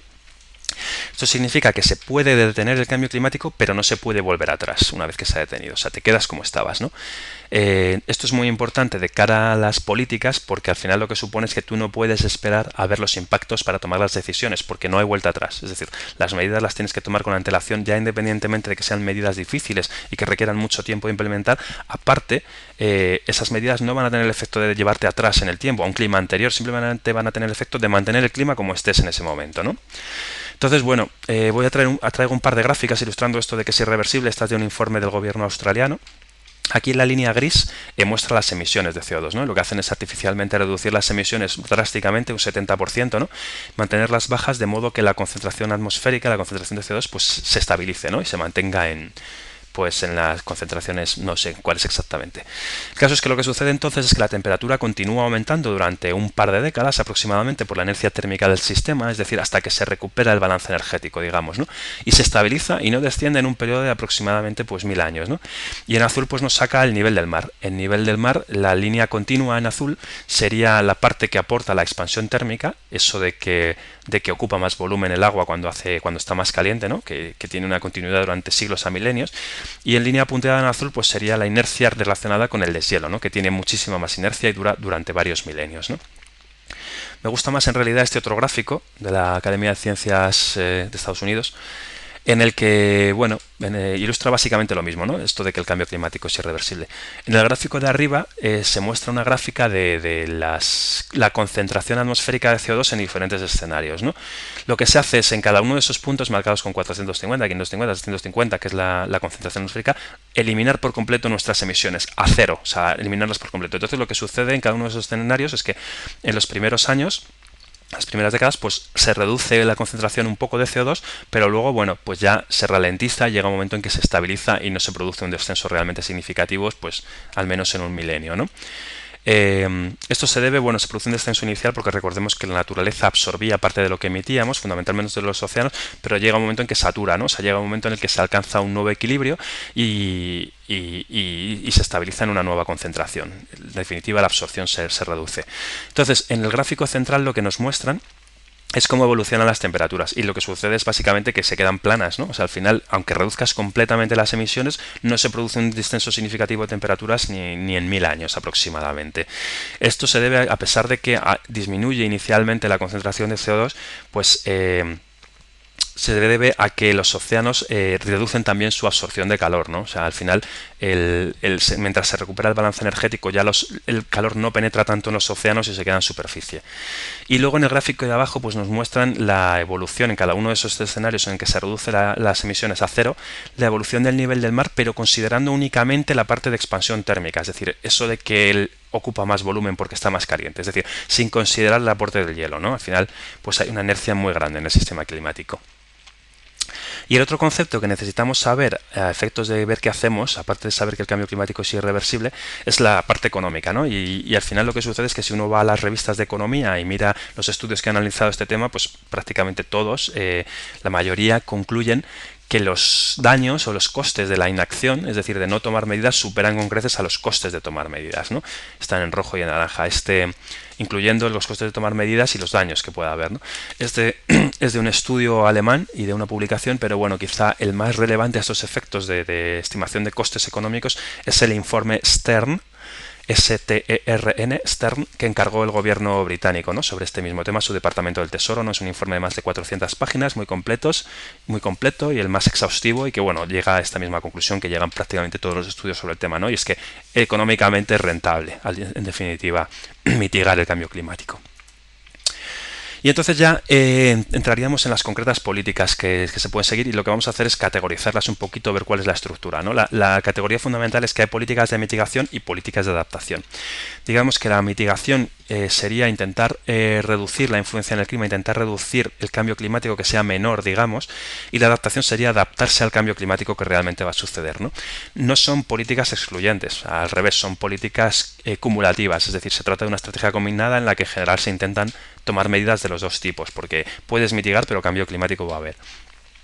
Entonces, la adaptación, básicamente, ¿cómo se adapta uno a un cambio climático? Pues bueno, puedes construir diques en zonas que consideras que son fácilmente inundables, que pueden ser susceptibles de este tipo de vulnerabilidad, ¿no? De inundación, pues planificando, haciendo una planificación urbanística acorde con lo que se espera en el siglo XXI, ¿no? Con el clima que se espera. Pues eso, evitando por ejemplo zonas inundables. Puedes intentar que la agricultura se vayan cambiando las variedades agrícolas a variedades adaptadas al clima que se espera. En lagos glaciares se pueden construir presas para retener más agua, porque al final cuando pierdes los glaciares, pues lógicamente en zonas en las que dependen de ese deshielo estacional para el suministro de agua, pues pueden tener problemas. Y un mecanismo tradicional de adaptación es la migración, ¿no? Que como decíamos, pues la migración no es tan fácil hoy en día y es muy problemática. Junto a las medidas de adaptarse al cambio climático están las medidas de mitigar el cambio climático, es decir, reducirlo, que sea menos, ¿no? O eliminarlo si se puede. Y en este sentido, pues básicamente consiste en reducir la concentración de gases de efecto invernadero.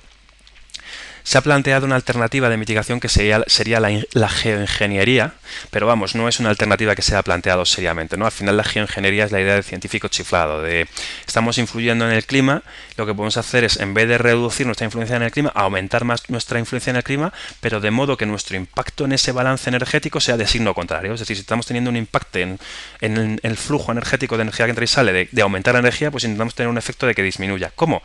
Pues la más importante, quizá hay varias maneras, pero la más importante que se ha ocurrido es aumentar el albedo, ¿no? Aumentar la energía que se refleja de vuelta al espacio, o sea que entra menos radiación solar. Vale, aumentamos el efecto invernadero, pero también aumentamos el albedo. ¿Cómo? Pues cogemos cañones y lo que hacemos es inyectar partículas sólidas en la estratosfera, como si lanzando aerosoles a la estratosfera, como si fuésemos volcanes, ¿no? El mismo efecto fingir una erupción volcánica. Entonces estas partículas aumentan el albedo, disminuyen la radiación solar que entra y disminuyen las temperaturas, claro. Esto es muy problemático para empezar porque afectaría al régimen de precipitaciones, probablemente cambiaría el régimen de monzones. Es muy difícil saber cómo afectaría al clima, podría tener consecuencias no deseadas y claro, esto tú lo tienes que mantener pues hasta el infinito, digamos. Si en un momento dado llega un momento en el que ves que no puedes seguir con ello porque hay consecuencias inesperadas o porque económicamente no puedes o porque hay una guerra, pues el calentamiento que iba a haber ahí al desaparecer esos aerosoles iba a ser, la rapidez de ese calentamiento iba a ser brutal y algo inimaginable en términos de lo que puede suceder en un planeta, ¿no? Y luego otro problema de todas las técnicas de geoingeniería es que tampoco enfrentan el problema de la acidificación de los océanos, ¿no? Como se basan solamente en el clima y decíamos que la acidificación no es de clima, sino que es de una reacción química del mayor CO2, pues tampoco se solucionaría, ¿no? No es algo que se plantee seriamente, pero bueno, se estudia porque bueno, está bien saber, ¿no? qué podría llegar a pasar, ¿no? En un momento dado, si llegas a la conclusión de que las consecuencias del cambio climático son tan insoportables que tienes que hacer algo y arriesgarte, pues bueno, tener al menos una idea de la que podríamos liar haciendo ingeniería sobre el clima, ¿no? Entonces, las técnicas de mitigación fundamentales van en la parte de arriba, que es reducir la concentración de gases de efecto invernadero. Esto se hace básicamente reduciendo nuestras emisiones y aumentando los sumideros que existen, ¿no? los sumideros naturales. Los sumideros se aumentan básicamente plantando árboles, que esto nos gusta mucho a todos, pero da muy poco margen. Los árboles crecen lentamente, absorben una poca cantidad, además seguimos deforestando para agricultura y para urbanizar. Y bueno, al final pues esto está muy bien porque todo suma, pero es un margen muy pequeño. Entonces la política fundamental de mitigación es reducir las emisiones de gases de efecto invernadero. ¿Cómo se reducen las emisiones de gases de invernadero? Pues básicamente recurriendo a energía que no proceda, que no sea de combustibles fósiles, que no sea fósil. Fundamentalmente la única que hay es renovable y nuclear. Y introduciendo pues un fuerte proceso de electrificación, ¿no? Que es donde tienen una buena penetración estos dos tipos de energía. Electrificación, pues por ejemplo, favoreciendo el tren por encima del autobús o con coches híbridos, etcétera. Aparte, pues buscando un poco la eficiencia carbónica, ¿no? Por unidad de energía generada, no todos los combustibles fósiles emiten lo mismo, es decir, el carbón es el que más emite por unidad de energía generada, luego el petróleo, luego el gas, ¿no? Entonces, ir cambiando, digamos, a gas, pues eso en teoría produce menos. Es polémico porque al final todas estas medidas a veces luego tienen pérdidas de gas y hay estudios que estiman que al final aportan más o menos lo mismo, ¿no? Pero es una posibilidad. Los biocombustibles son una posibilidad de eficiencia carbónica porque cuando tú quemas biocombustibles lo que haces es volver a emitir el mismo carbono, el mismo CO2 que han absorbido estas plantas en su proceso de crecimiento, ¿no? Que has plantado. El problema de los biocombustibles es que sabemos que, bueno, que compiten con los alimentos en tierra, en utilizar recursos, y al final lo que sucede es que pueden afectar y pueden aumentar los precios de los alimentos y causar pues dramas de tipo alimentario, ¿no? Así que simplemente los biocombustibles es una posibilidad, pero hay que estudiar y analizar el que realmente no puedan tener un impacto en alimentos, es decir, que no compitan, ¿no? con alimentos en definitiva. O bueno, pues también reducir los fertilizantes nitrogenados o determinados las emisiones de metano, ¿no? en cultivos agrícolas. Otra manera sería pues de reducir las emisiones es ser más eficientes energéticamente tanto en la generación como en el consumo, ¿no? O sea, que en la generación de energía no se pierda energía, por ejemplo, que el calor que se pierde en la generación energética se reaproveche para generar más energía, o en consumo, pues eso, cosas como favorecer el uso de la bicicleta o transporte colectivo o electrodomésticos de bajo consumo, ¿no? Y esas serían fundamentalmente las maneras, ¿no? Se ha planteado también en la captura y el almacenamiento del carbono antes de emitirse, pues en centrales de carbón, es lo que llaman carbón limpio, ¿no? Pero esto es algo que, bueno, no se sabe si es viable, no ya económicamente, sino ni siquiera técnicamente, ¿no? No se sabe cómo meterían ese carbono realmente en reservas geológicas, si se desestabilizarían en las reservas geológicas y liberarían no solo lo que has metido, sino lo que había ahí ya antes almacenado, o sea que al final es un poco, es otra manera, lo del carbón limpio es un eslogan publicitario y es una cosa pues totalmente especulativa que por ahora pertenece al mundo de la imaginación, en definitiva, ¿no? Y nada, luego ya, pues a efectos de implementar este tipo de políticas está la actividad individual y la actividad política, que la actividad a nivel individual pues está muy bien porque te permite ganar tiempo, ¿no? Pero bueno, al final la solución definitiva tiene que venir desde un punto de vista colectivo, desde un punto de vista político, porque lo que se requiere es un cambio radical, se requiere cambiar el sistema energético y prescindir por completo de los combustibles fósiles en unas cuantas décadas, ¿no? Para evitar los impactos más importantes. Y a nivel político, pues eso se mete con regulación y se mete con un sistema. Al final lo que nos dicen los economistas es que el cambio climático tiene unas consecuencias, produce unos daños, o sea, las emisiones realmente de gases de efecto invernadero producen unos daños que no están reflejadas en el coste de los combustibles fósiles, ¿no? En el coste de generar energía con esos métodos. Entonces lo que hay que hacer es esa externalidad, que es ese coste, ese daño, internalizarla en el precio de emitir combustibles fósiles. Y esto se hace o bien con un sistema de tasas, de impuestos sobre emisiones, o bien con un sistema de cap and trade, ¿no? de asignación de cuotas a las empresas y de si incumplen esas cuotas sancionarlas y de si cumplen excesivamente esas cuotas, pues poder vender sus derechos, ¿no? Que es una manera de dar flexibilidad para cumplir los objetivos y de permitir que las empresas que invierten y que reducen mucho sus emisiones, pues que puedan obtener un beneficio de ello al final. Y básicamente ese sería el sistema. De hecho, en la Unión Europea tenemos un sistema de asignación de emisiones y de hecho quería cerrar esta presentación precisamente con un gráfico que refleja la evolución de las emisiones de gases de efecto invernadero en la Unión Europea, arriba en la Unión Europea de los 15 y el abajo de los 27, ¿no? Y lo que vemos es que en la actualidad pues la Unión Europea está cumpliendo con el protocolo, con el objetivo que se fijó en el protocolo de Kioto, ¿no? Que era reducir las emisiones, no sé si era un 10% con respecto a las emisiones de 1990, ¿no?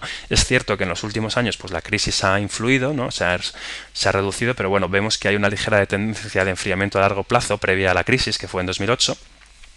y que al final pues uno puede pasar 20 años, crecer, seguir creciendo y no emitir más, ¿no? En definitiva, que si se implementan, me parece una evidencia empírica de que implementar políticas de mitigación pues no te hunde un país económicamente en la miseria, ¿no? O sea, se pueden implementar políticas de mitigación y seguir creciendo. Y con esto, bueno, habríamos terminado en principio la presentación. Pero como es una presentación muy larga, tiene muchas partes, me gustaría resumir brevemente los apartados principales, ¿no? Para que queden claras pues, las ideas que considero básicas en la cabeza, ¿no? Y en primer lugar es que el clima es básicamente una cuestión de equilibrio energético, que la energía que entra sea igual que la que sale. Si aumentas la energía que entra, aumenta la energía. Si dificultas que salga la energía, aumenta la temperatura también.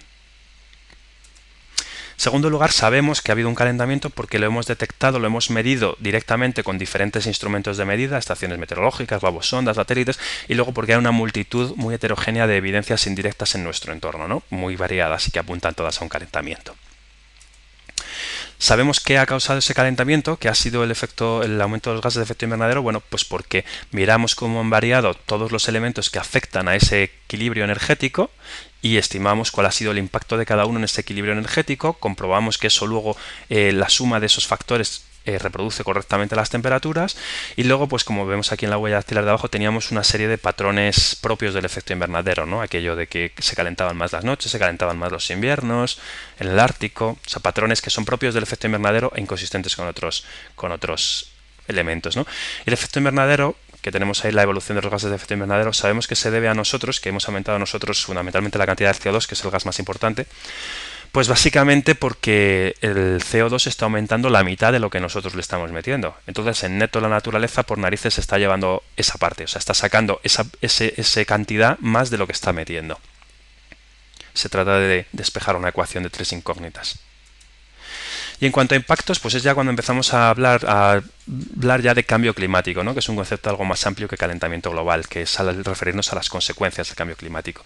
Y el problema fundamental es que nos hemos adaptado a este clima, que tenemos una sociedad sedentaria con multitud de riquezas invertidas en bienes inmuebles y bueno, la migración pues con fronteras y superpoblados pues es problemática, ¿no? Para adaptarse a un cambio climático.